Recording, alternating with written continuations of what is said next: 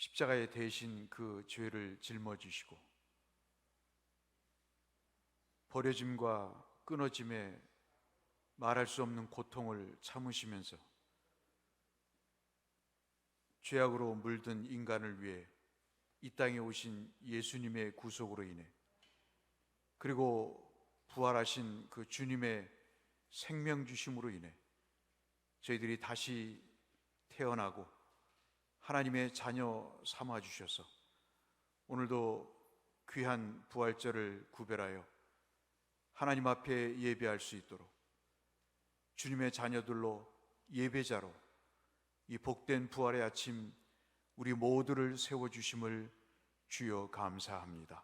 하나님 아버지, 예배당에서 드리는 성도님들과 인터넷으로 예배를 드리는 모든 가정의 성도님들을 주께서 그 마음과 그 형편을 아시고 주의 손으로 안수하시고 축복하사 하나님의 거룩한 은혜에 참여하게 하시고 성령께서 이 시간 우리 모두에게 임재하시는 감동과 감격을 경험하는, 주님과 연합하는 이 귀한 시간이 될 수 있도록 성령께서 우리를 인도하여 주옵소서.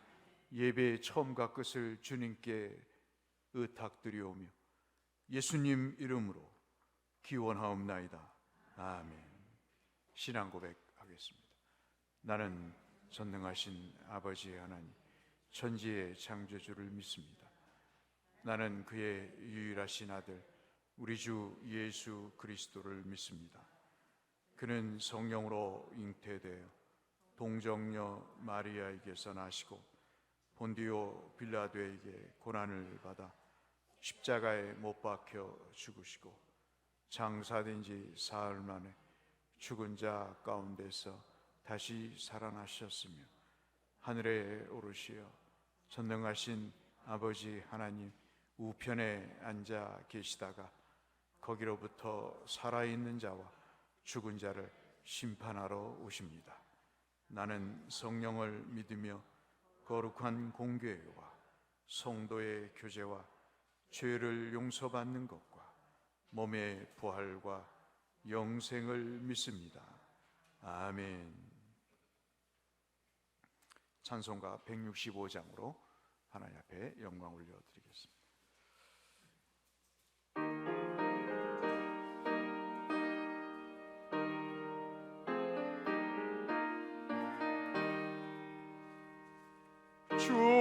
주님께 영광, 다시 사신 주, 사망 권세 모두 이기시었네. 흰 옷 입은 천사 도를 옮겼고 누우셨던 곳은 비어 있었네. 주님께 영광, 다시 사신 주, 사망 권세 모두 이기시었네. 부활의 주님 나타나시사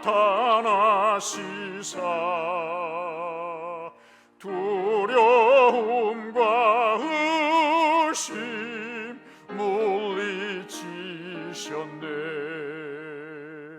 주의 교회 기뻐 찬송하여라. 다시 사신 주님 죽음 이겼네. 주님께 영광, 다시 사신 주, 사망 권세 모두 이기시었네. 생명의 임금 영광의 주님, 주님 없는 삶은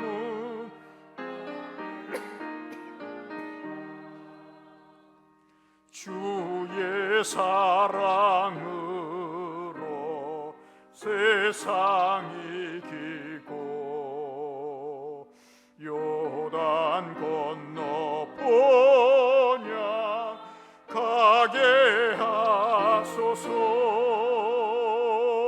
주님께 영광.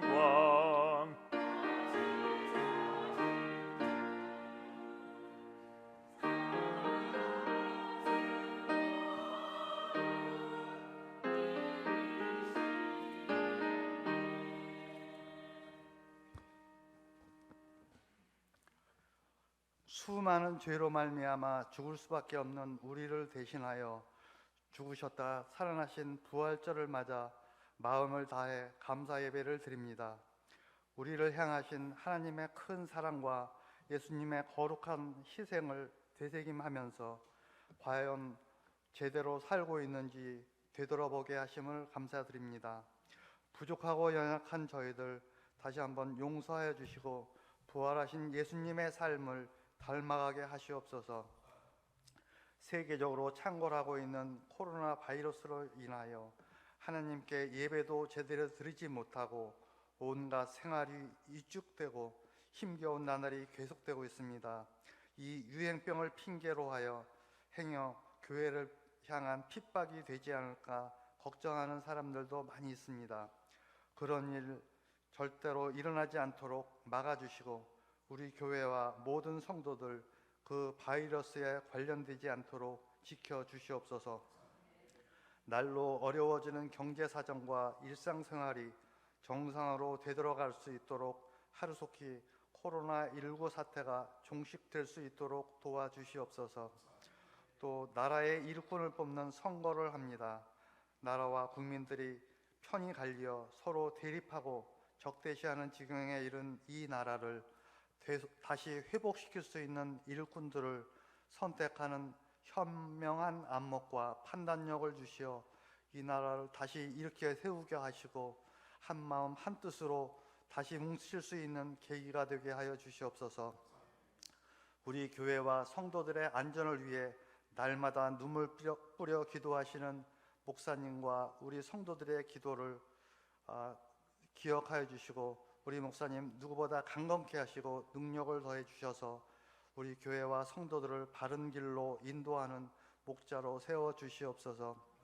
이 시간 선포하실 말씀을 통하여 부활절의 의미를 다시 생각하게 하시고 부활의 기쁨을 모르는 이웃에게 전할 수 있는 성도들이 되게 하여 주시옵소서.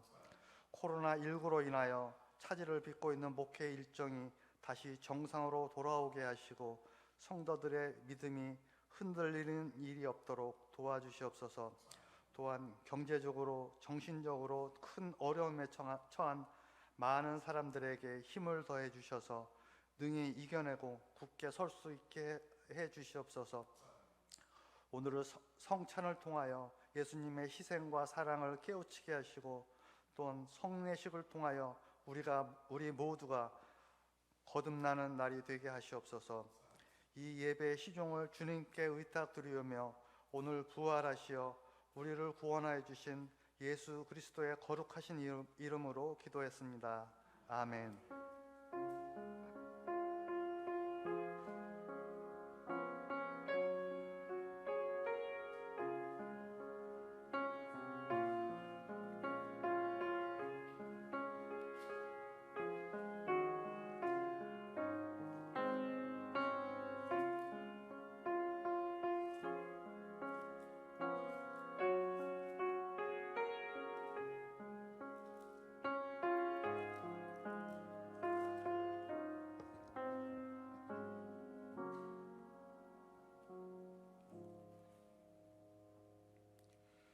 하나님 말씀 보시겠습니다. 시편 22편 주보에 기록해 놓은 대로 22절부터 31절까지의 말씀을 보겠습니다.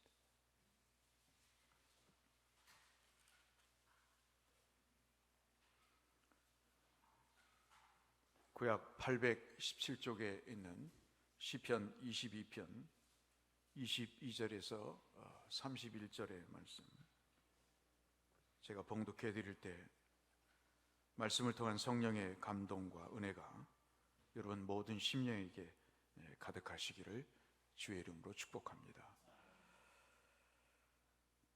내가 주의 이름을 형제에게 선포하고 회중 가운데서 주를 찬송하리이다.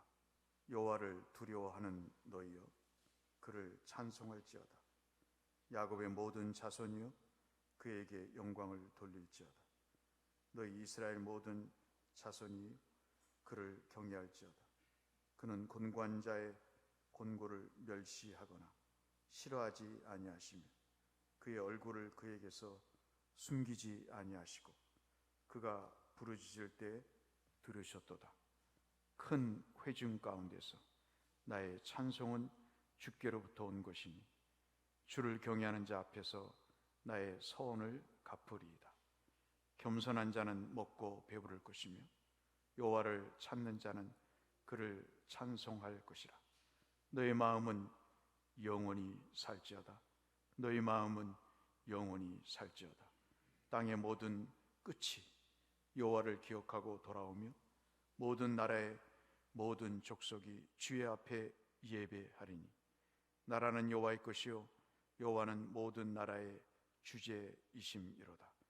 세상의 모든 풍성한 자가 먹고 경배할 것이요 진토 속으로 내려가는 자 곧 자기 영혼을 살리지 못한 자도 다 그 앞에 절하리로다. 후손이 그를 섬길 것이요 대대의 주를 전할 것이며. 함께 하겠습니다. 와서 그의 공의를 태어날 백성에게 전하며 주께서 이를 행하셨다 할 것이로다. 아멘. 오늘 아침에 일어나서 참담한 심정으로 하나님 앞에 기도를 드렸습니다.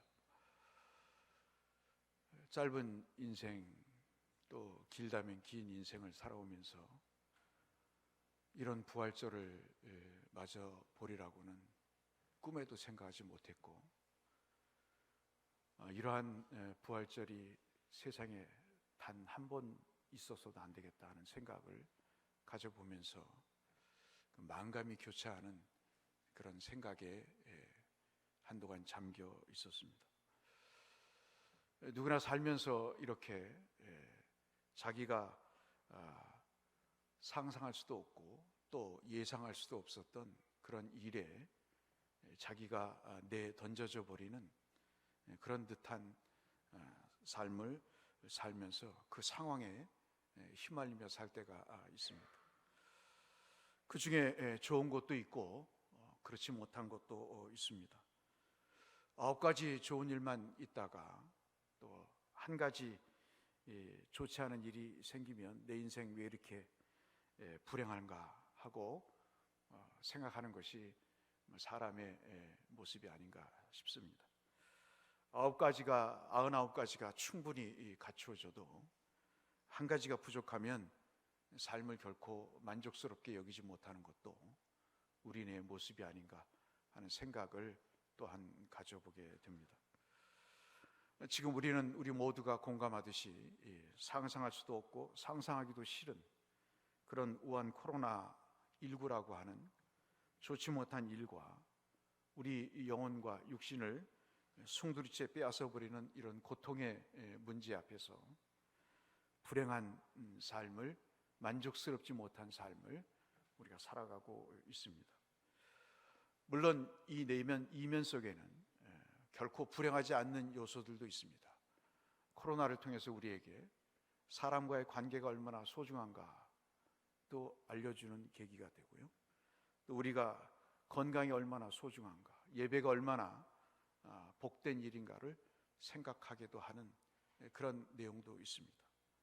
특별히 하나님을 두려워하는 그런 믿음의 새로운 용솟음침도 우리에게 유익으로, 긍정적인 면으로 볼 수 있다고 하겠습니다.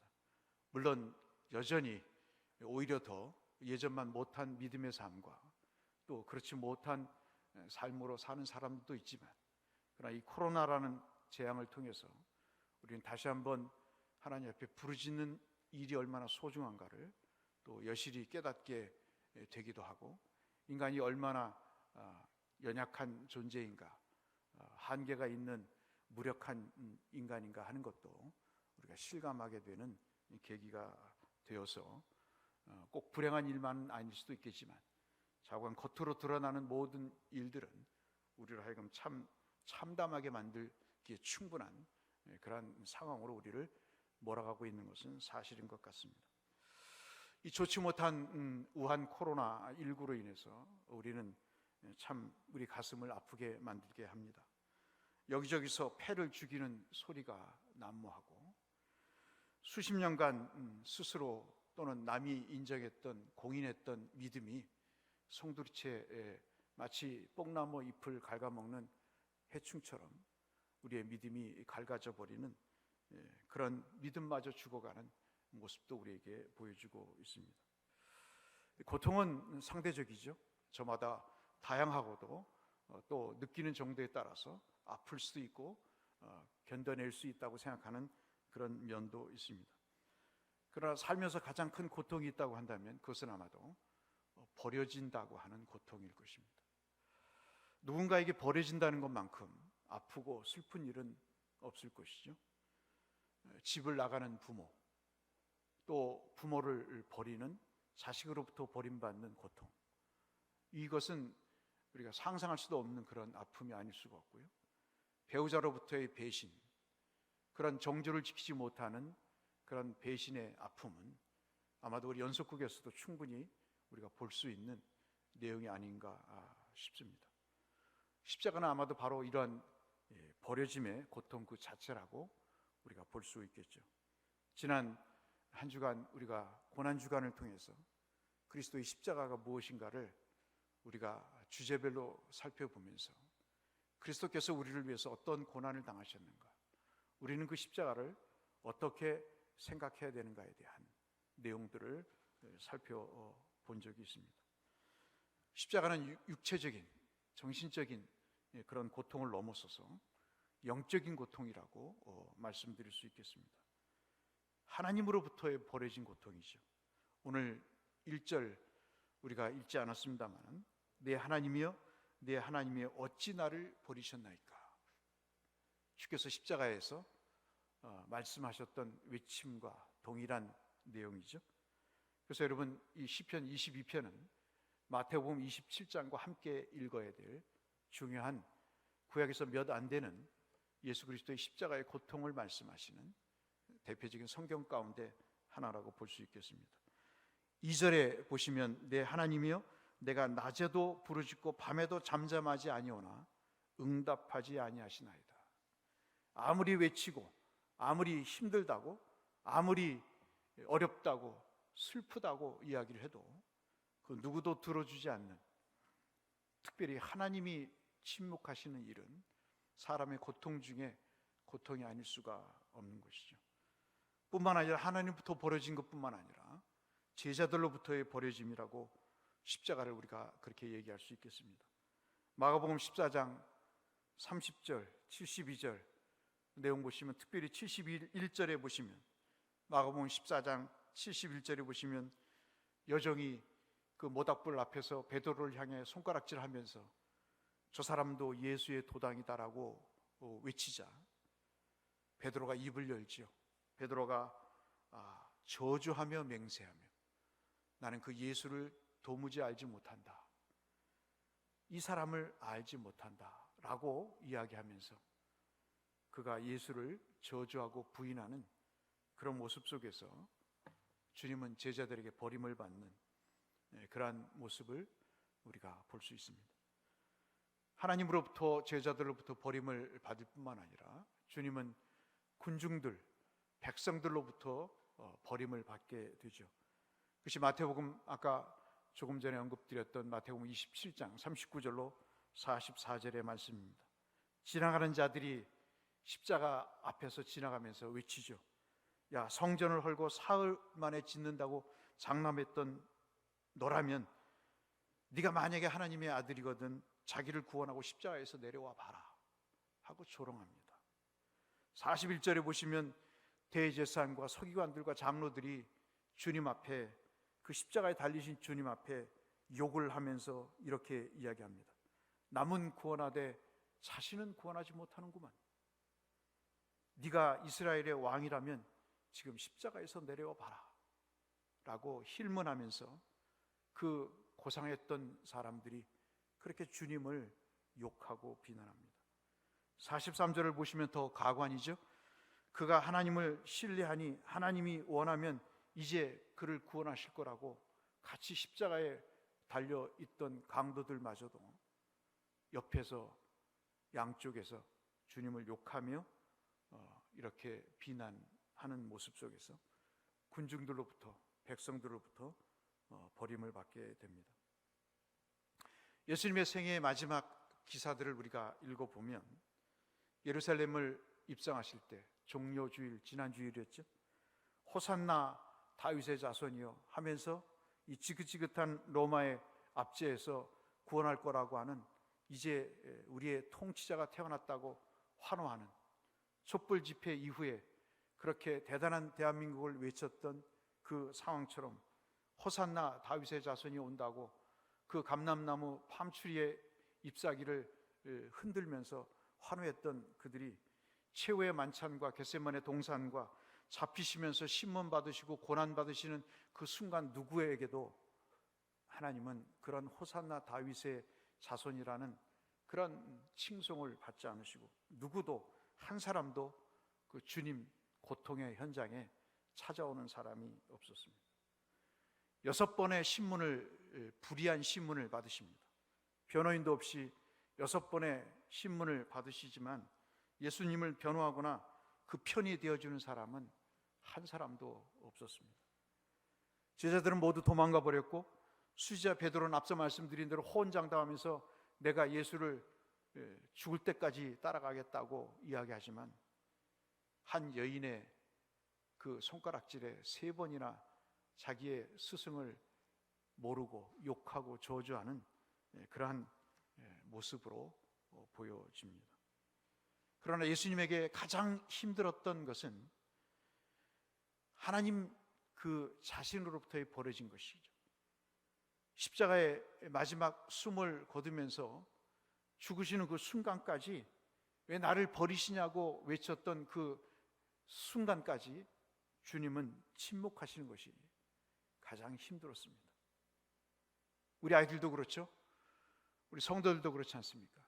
힘들 때 아비가, 어미가 전혀 자식이 뭐가 힘든가를 모르는 상황, 성도들이 얼마나 힘들지 모르는 목사의 무관심, 그런 것들은 아마도 가장 큰 고통 중에 하나가 아닐 수가 없겠습니다. 제가 잘 아는 어떤 치과 의사가 아프리카에 의료 선교를 나갔습니다. 한 마을에 캠프를 치고 치과 봉사를 하고 있었습니다. 수많은 아이들이 몰려와서 치료를 받았습니다. 다른 나라나 우리나라나 마찬가지죠. 아이들은 치과 치료의 그 기계 소리에 소스라치게 놀라면서 울면서 두려워합니다.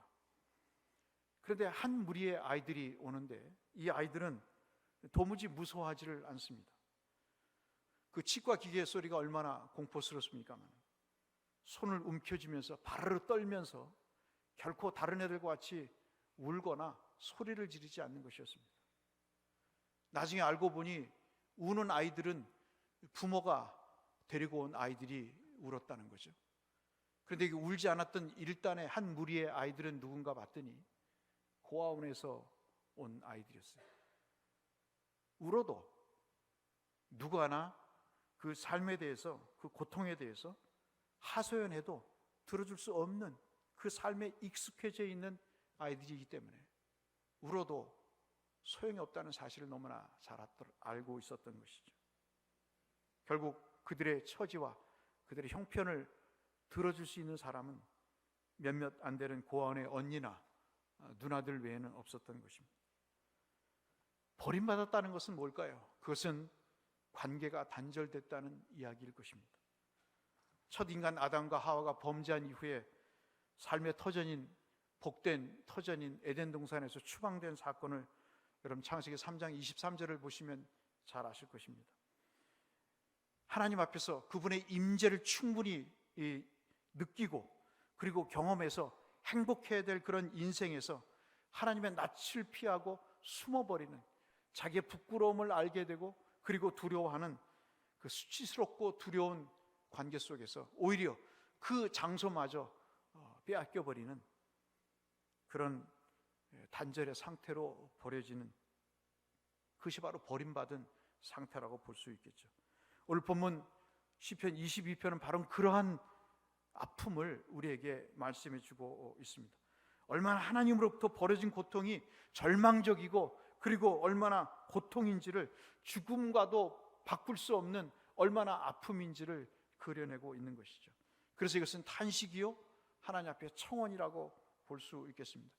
이사야 53장은 구약에서 예수님을 예언하는 대표적인 글 중에 하나인데, 어떻게 얼마나 그분이 고통을 받을까에 대한 내용들을 설명한 것이라고 본다면 시편 22편은 그 버림받는 아픔에 대한 내용을 시적으로 표현한 것인 거죠.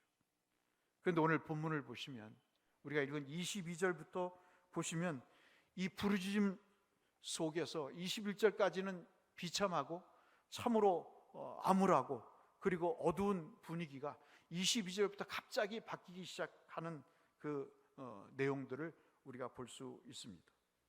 갑자기 하나님을 향해 감사하고 찬양하는 그런 장면이 우리에게 펼쳐지게 되죠. 고난의 상황을 봤던 그에게 무언가 변화가 주어지는 것을 우리가 22절부터 감지해 볼 수 있습니다. 그 내용이 24절에서 우리가 찾아볼 수 있는 것이죠. 24절에 보시면 그는 곤고한 자의 곤고를 들으시거나 멸시하시거나 싫어하지 아니하시며, 그는 곤고한 자의 곤고를 멸시하거나 싫어하지 아니하시며 그의 얼굴을 그에게서 숨기지 아니하시고 그가 울부짖을 때 들으셨도다 하는 그 말씀으로 그가 이 암울한 분위기를 새롭게 바꿔가는 모습을 우리에게 보여주고 있습니다. 하나님은 한 번도 우리를 저버리거나 외면한 적이 없으시다는 말씀을 그렇게 하고 계신 것이죠. 이 반전은 지금 당하는 고통의 상황, 지금 다윗이라고 얘기할 수 있는 이 시편 22편을 쓴 다윗의 고통스러운 상황이 변했기 때문이 전혀 아닙니다. 우리가 지금 당하는 우한 코로나19처럼 이 상황이 지금 없어졌기 때문에 감사와 찬송이 있는 것이 아니라 여전히 상황에는 변함이 없는 거죠. 여전히 우리는 마스크를 써야 되고 여전히 우리는 감염으로부터 우리 자신을 보호하지 않을 수 없는 그런 상황입니다. 그런데 그런 상황에 자신을 던져버려서 이제는 차라리 우한 코로나로 인해서 죽어버리겠다, 차라리 천국 가는 게 낫겠다 하는 그런 자포자기를 하는 것이 아니라 22절부터 보면 이 24절, 특히 24절에 와서 보면 오직 하나님에 대한 생각의 변화를 가져오는 것을 우리가 볼 수 있는 것이죠. 하나님은 곤고한 약자와 그리고 정직하게 하나님 앞에 기도하는 그 사람의 편이라는 사실을 이 다윗이 알게 되면서 감사와 찬양이 상황이 바뀌지 않았는데도 그렇게 말씀하고 있다는 것입니다. 여러분, 이 말씀은 십자가라는 고통 속에 주님은 걸쳐져 있으셨어요. 새벽 기도 때 말씀드린 것처럼 3m의 각구목으로 된, 강목으로 된 그 나무에 매달려 있으면서 중력에 의해서 그 무거운 몸이 밑으로 깔아앉을 때 그 폐를 짓누르는 그 아픔 때문에 그는 숨을 쉴 수가 없어서 본능적으로 다리에다 힘을 줍니다.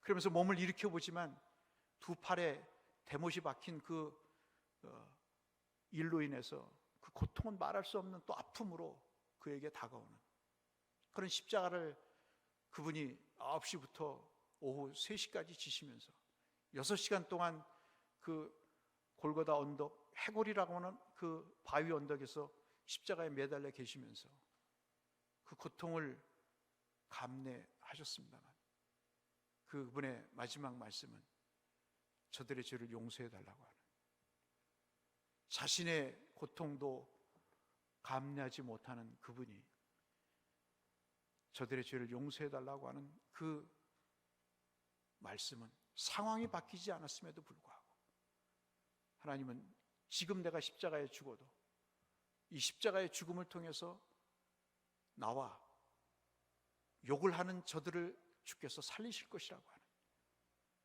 그 하나님을 향한 시선에 집중하셨기 때문에 그런 말씀을 하실 수 있었던 것이죠.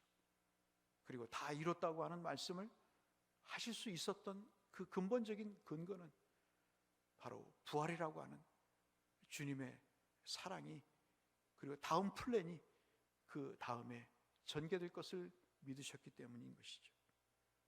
20절의 말씀을 다시 보시면 생명을 위협하는 칼이, 코로나가 마치 그 칼처럼 우리를 죽일 듯이 달려옵니다. 또 20절에 보시면 개같이 우리를 엄습하며 물려고 우리의 숨통을 조여옵니다. 입에서는 구해달라고 호소하는 이 겸손한 사람에게, 연약한 사람에게 하나님은 은혜를 입히신다는 사실, 이렇게 하나님을 찾는 그런 사람에게 하나님은 반드시 구원으로 이끄셔서 그 구원의 은혜를 찬양케 하시는 그런 대반전의 역사를 이루실 분이 하나님이라는 사실을 알았기 때문에 상황이 바뀌지 않아도 다윗은 그렇게 하나님 앞에 찬송과 감사로 이 말씀을 이어가고 있었던 것이죠. 사랑하는 성도 여러분, 부활은 무엇일까요? 부활 전에는 고통이 있었습니다. 그 고통을 우리가 느끼자고 고난주간에 새벽 기도를 하는 것입니다. 유흥업소를 중단하고 그리스도의 고난에 참여하자는 말씀을 드리는 것은 내 죄가 얼마나 심각했는가를 우리가 한번 알아보자는 데 있었던 것이죠. 어떠한 고통과 고난, 힘든 상황도 주님께서 응답하시면 모든 것이 뒤집어질 수 있다고 하는 그런 사안을 우리에게 다윗은 알려주는 것입니다. 주님께서 6시간의 십자가의 그 고통을 감내하시지만, 그 고통이 진짜 아픔이지만 그 고통 이후에 부활이라는 것을 인간적인 입장에서는 모르셨지만, 그러나 하나님의 입장에서는 그 십자가라는 고통 이후에 부활이라고 하는 생명을 주시는 것을 그분은 아셨기 때문에 온전한 고통을 느끼시면서도 이 고통이 지나면 부활이라고 하는 생명을 주실 것이라는 것을 믿었기 때문에 하나님은 이렇게 부르짖을 때, 십자가라고 하는 부르짖음이 있을 때 부활이라고 하는 응답이 있을 것을 믿으셨기 때문에 그는 그 십자가를 견딜 수 있었던 것이죠. 버려지고 끊어지고 그 무엇으로 표현할 수 없는 참담한 고통과 슬픔을 겪어도 하나님이 응답하시기만 하신다면 일순간에 내 인생은 바뀔 수 있다고 하는, 그것이 믿음임을, 그것이 부활의 신앙임을 오늘 시편 22편은 우리에게, 특별히 24절은 우리에게 그 말씀을 해주고 계십니다. 새벽기도 때 이 말씀을 드렸습니다. 제게 은혜를 주셔서 오늘 주일날 다시 이 말씀을 여러분과 함께 나누는 것입니다. 그 말씀 중에 아니타니라는 말씀을 드렸습니다. 아니타니는 주께서 내게 응답하셨다 하는 말씀입니다. 부활은 그런 것입니다. 고통이 있고 슬픔이 있고 부르짖음이 있고 버림이라고는 아픔이 있지만, 그러나 진짜 하나님, 진짜 사랑의 하나님, 신실하신 하나님, 왜곡하지 아니하시는 하나님, 마음속에 그 하나님을 모실 때 우리의 삶은 겸손해지고, 즉 하나님께 부르짖는 사람으로 바뀌게 되고, 그 겸손한 자를 주님은 26절 말씀처럼 배부르게 하실 것이고 만족하게 하실 것이고 여호와를 찾는 그에게 찬송을 주실 것이라는 사실을 우리에게 말씀하시면서, 그 유명한 말씀 26절에 제가 2번 읽어드린 대로 그 마음은 영원히 살 것이다. 사람이 마음만 회복이 되면 육신의 고통은 참을 수가 있어요. 상처는요, 치료됩니다. 마음의 고통은 치료되기가 쉽지 않죠. 오늘 말씀은 아무리 고통스럽고 절망적인 상황에 처할지라도 하나님의 응답, 아니타니의 소망과 희망이 있다면 우리는 이 코로나를 이길 수 있다. 우리는 이 어려운 경제적인 상황을 버틸 수 있다고 하는 것이 오늘 부활의 그 신앙이 우리에게 주는 가르침이 아닌가. 오늘 22편이 우리에게 주시는 가르침이 아닌가 하는 생각이 들죠. 나는 절망의 상황, 벌레 취급받고 흙구덩이에 뒹구는 그런 신세처럼 돼버렸지만 이 모든 상황이 그래서 지속된다 할지라도 나는 감사와 기쁨과 찬송을 부를 수 있는 믿음이 있다. 왜? 하나님께서 내게 응답해 주시기 때문이다. 그것이 오늘 우리가 부활절을 지내는 그런 교훈이 아닌가 싶습니다. 어제 저녁에 설교를 마무리 지으면서 참 만감이 교차하는 그 생각에 잠기게 됐습니다. 예레미야 31장을 읽어봤습니다. 제가 왜 3월달 2주를 인터넷으로 예배를 드리자고 했을까?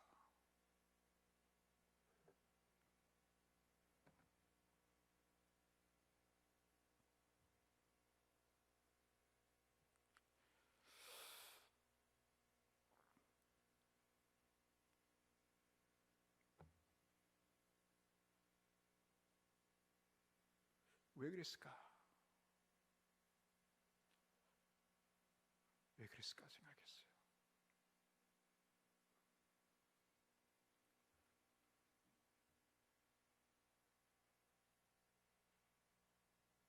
목사도 참 믿음이 없구나 생각을 했습니다. 왜 하나님께 지혜를 구했으면 여러 방법이 있었을 텐데 왜 그랬을까? 수요일 새벽 기도를 하는데 하나님 그렇게 꾸짖으시는 것 같았어요. 너 참 잘못했다. 노예를 갔더니 어떤 목사님이 대구교회 예배 드리죠? 거짓말을 했어요. 예배 드립니다. 물론 예배는 다 드렸습니다.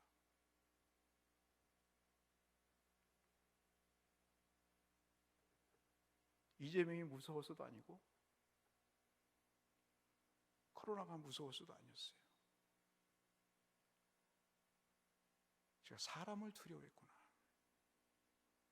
사람을 두려워했구나.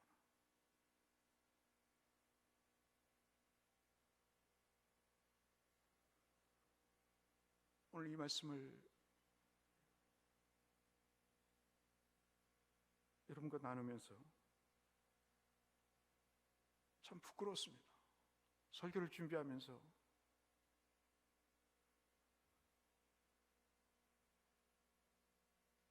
이번 부활절처럼 이렇게 부끄러운 때는 없었습니다. 다윗이 햄머로 제 머리를 때리는 것 같은 충격을 받았습니다. 상황은 바뀌지 않아도 하나님이 응답을 하시면 일순간에 그 마음을 회복하고 영혼을 회복시키시는데, 그리고 육체적인 상황도 회복시키실 것인데 왜 사람을 두려워했을까? 왜 사람의 여론을 의식했을까? 왜 예배를 드리냐고 이야기하는 소리에 귀를 기울였을까? 의제도 아닌 것 같고 왜 당회를 열었을까? 지금도 장로님들에게 부끄러움, 여러분들에게 부끄러운 마음 그밖에 없습니다.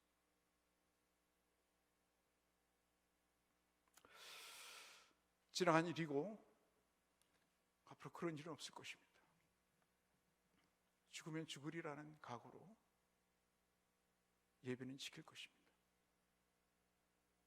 오늘 말씀을 정리하면 이런 응답의 하나님의 은혜는 전파되어야 된다는 것이 다윗의 생각입니다. 이 응답의 구원의 은혜는 나를 넘어서서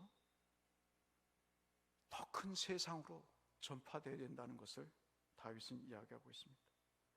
내가 받은 응답, 내가 받은 구원의 이 은혜는 고백이 되어서 우리의 모두의 경험과 고백이 되어서 모든 사람에게 번져 나가야 된다는 사실을 다윗은 얘기하고 있습니다.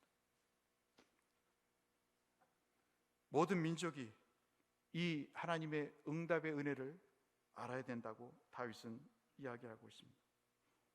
이 하나님의 능력을 전해야 된다고 다윗은 말씀하고 있습니다. 우리는 고통과 절망의 이 상황 속에서 경험한 하나님의 구원을 가족과 일터와 세상에 전해야 합니다. 원 코로나19라고 하는 상황엔 달라진 것이 전혀 없습니다만 그 위협과 감염의 공포 그리고 두려움은 여전합니다.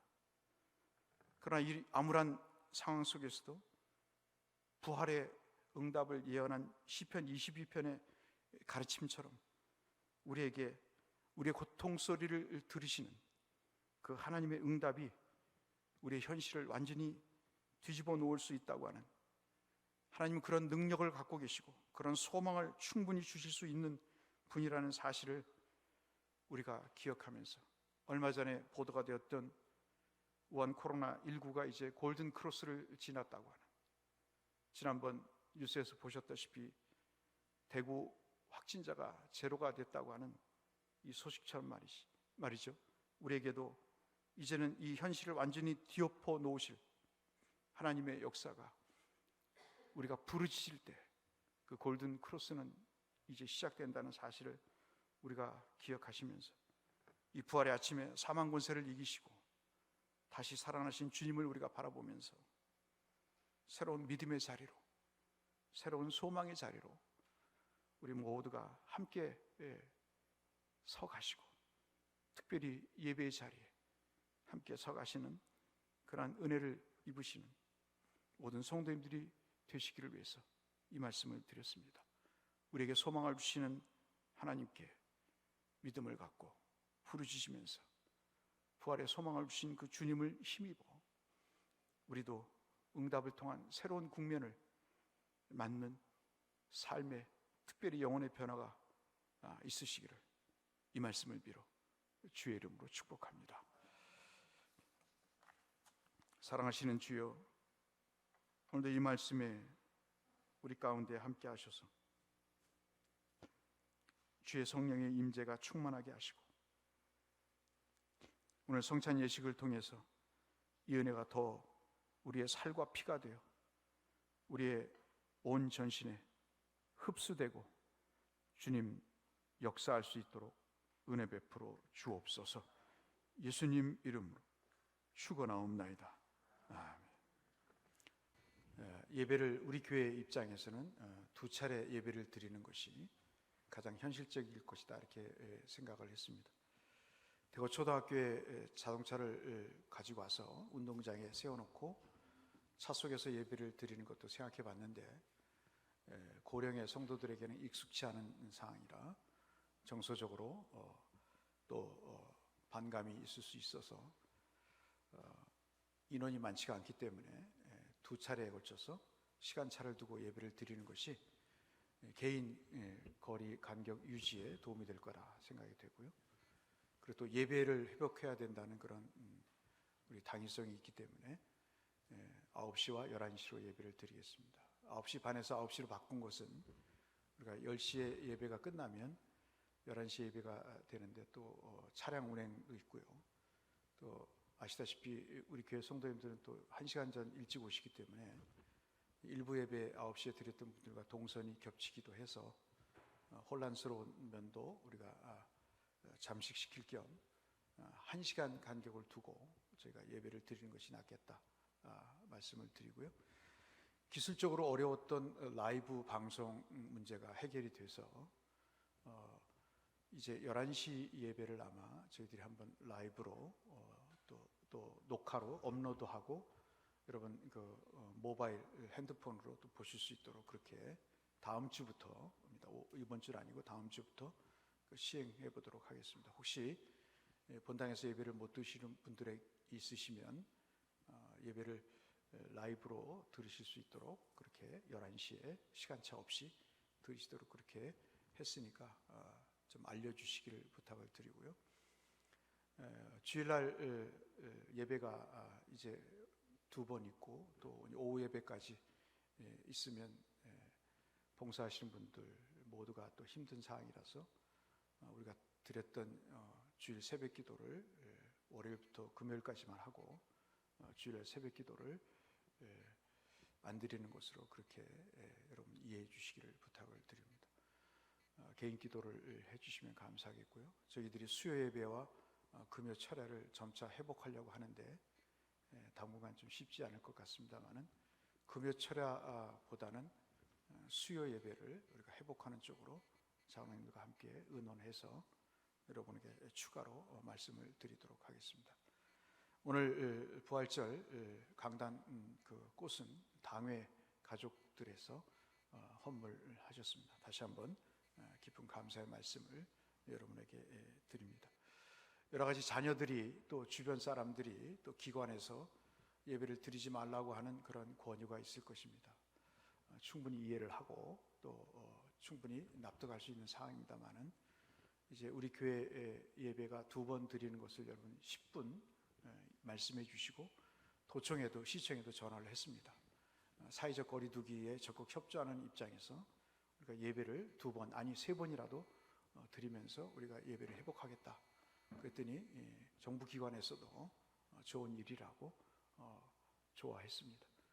사회적 거리두기를 우리가 실천하는 차원에서 예배를 2번 드리는 것에 여러분 적극 홍보해 주시고 다음 주부터 함께 나와서 예배 드리실 수 있도록 그렇게 구역 식구들에게 문자로 구역별로 혼선을 피하기 위해서 한쪽으로 몰리는 것을 피하기 위해서 광고를 드렸습니다만은 강제는 아니고요. 여러분 양해 사항으로 참고 사항으로 말씀을 드렸으니까 왜 꼭 11시 또 9시 예배 드리냐 그렇게 생각지 마시고요.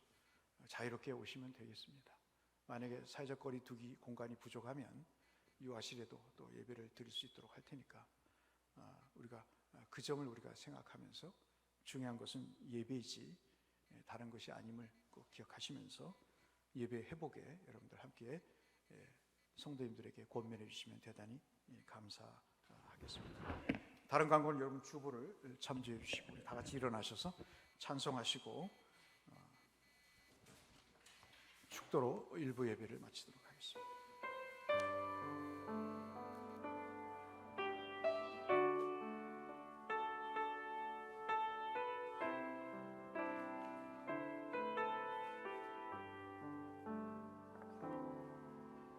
보혈을 지나 하나님 품으로 보혈을 지나 아버지 품으로 보혈을 지나 하나님 품으로 한 걸음씩 나가네. 보혈을 지나 하나님 품으로 보혈을 지나 아버지 품으로 보혈을 지나 하나님 품으로 한 걸음씩 나가네. 존귀한 주 보혈이 내 영을 새롭게 하시네. 존귀한 주 보혈이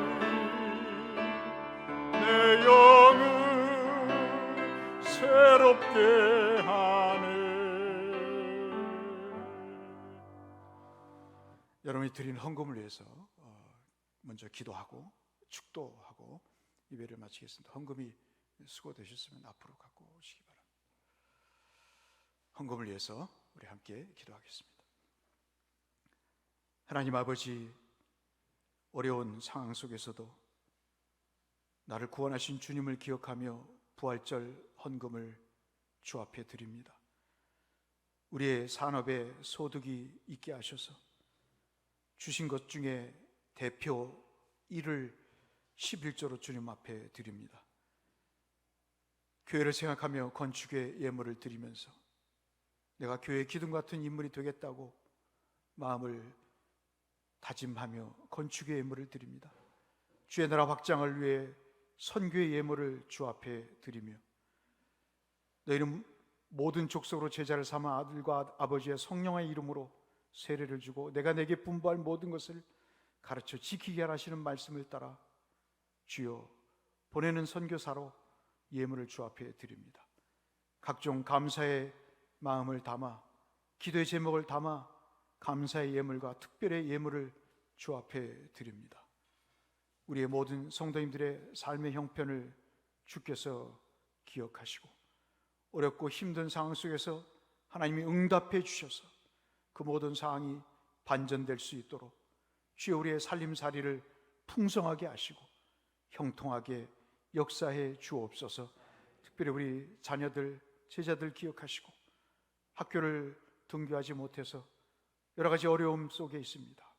지혜롭고 총명하게 하시고 건강하게 하여 주시옵시고 우리 성도님들 세상을 향해 나아가서 생활할 때 감염의 위협으로부터 예방해 주시옵시고 주께서 레위기를 통해서 말씀하신 것처럼 생명의 근원 되시는 주께서 모든 팔로 손으로 안아주시겠다 하셨사오니 주 하나님 보존해 주셔서 건강한 모습으로 하나님 앞에 예배할 수 있도록 우리 모두를 지켜 주옵소서.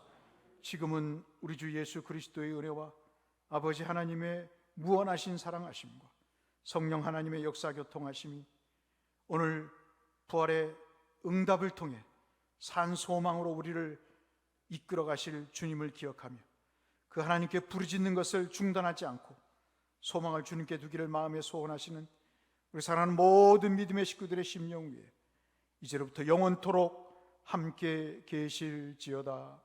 아멘.